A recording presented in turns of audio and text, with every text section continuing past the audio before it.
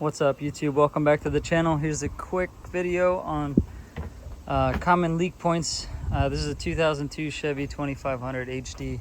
I'm having water leaking, I noticed on the liner up here. But the most common one, you got two Phillips head screws holding this light. You just unscrew them and it pops straight out. But the gasket around there goes bad. You can replace the gasket or replace the light. I pulled it off and I had some 3M adhesive spray that you can use on the roof liners. I just put that there to kind of reseal it. And then underneath here, I would just leave these alone.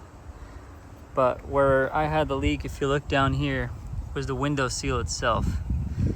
In between, let me see if I can get it to focus. In between the metal and the window, there's the sticky adhesive part, and the adhesive was kind of pulled away because of that dip in the metal. The way these two pieces are combined, there's like a little crevice.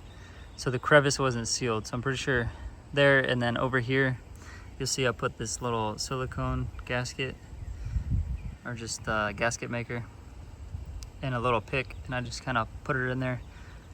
But you can feel with a pick inside, and you'll see the gasket, whether or not it's loose. Mine was loose, so I filled it in, took a while, and then I came over to the other side, noticed the same thing, but not as bad.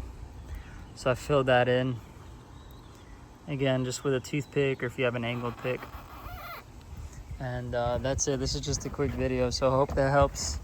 But so 1, 2, I wouldn't pull these off, it's a pain in the butt, but that could be 3, but usually if it's not here, it's here. So hope this video helps. Like, comment, subscribe, and I'll see you guys next time. Take care.